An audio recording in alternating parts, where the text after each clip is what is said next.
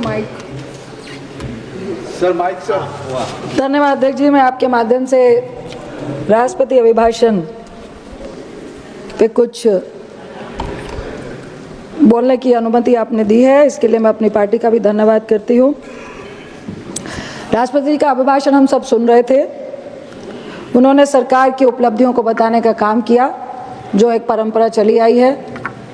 राष्ट्रपति जी को सरकार की नीतियों और उनकी उपलब्धियों को, उनकी विफलताओं को भी बताना चाहिए, जो इस परंपरा में शामिल नहीं है। साथ ही उन्होंने ऐतिहासिक जो कुंभ मेला चल रहा है, मौनी आस्था के दिन जिन भगदड़ से जिन लोगों की मौत हुई, उसके लिए दुख व्यक्त किया। इसके लिए हम पूरा सदन उनका धन्यवाद तो नहीं करेगा, लेकिन हम शामिल हैं कि हम सब उस दुख में शामिल हैं। पर मेरा थोड़ा सा, मैं कहूँगी कि मैं आपकी निंदा नहीं कर रही हूँ, लेकिन बेहतर होता कि हम पूरे सदन को और पूरे देश को विश्वास में लाते कि भगदड़ में आखिर कितने लोगों की मौत हुई है। क्योंकि मुझे कल पीयूष जी जवाब दे रहे थे, कुछ ऑब्जेक्शन उन्होंने किया था, तो मैं उन्हीं को कोट कर रही हूँ कि उन्होंने पुराना कुंभ का इतिहास दोहराया कि 1965 में इतने लोग भगदड़ में उनकी डेथ हो गई थी, फला में इतनी डेथ हो गई थी, फला में इतनी डेथ हो गई थी। तो मेरा सवाल है आपके माध्यम से पीयूष साहब से कि मालूम कैसे चला उनको कि इतने इतने लोगों की डेथ हुई थी? क्यों?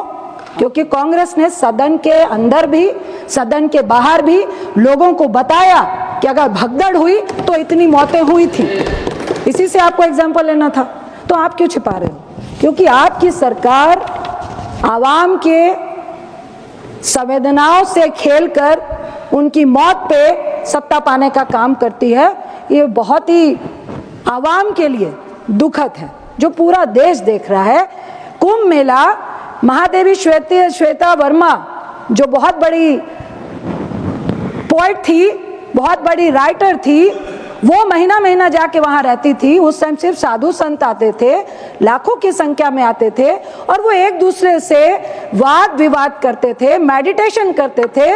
वो आपकी सत्ता पाने का, वोट पाने का, प्रचार का माध्यम नहीं था, जो आज की तारीख में आपने कर दिया है। इसके लिए हम सबको बहुत अफसोस हो रहा है।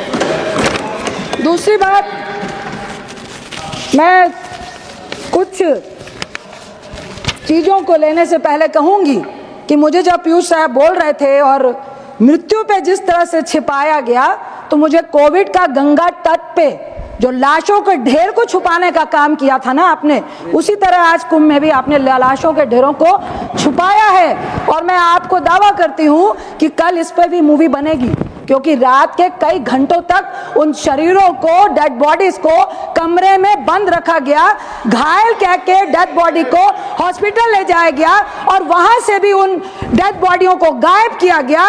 एसपी ने कहा मेरा नाम नहीं लेना, लेकिन जबरदस्ती लोगों से साइन कराया गया और कहा गया कि कहा जाए कि उनकी अपनी बीमारी से और नेचुरल डेथ हुई थी कुंभ मेले में, ना कि भगदड़ से हुई थी। ये हम सब के लिए बहुत शर्म की बात है।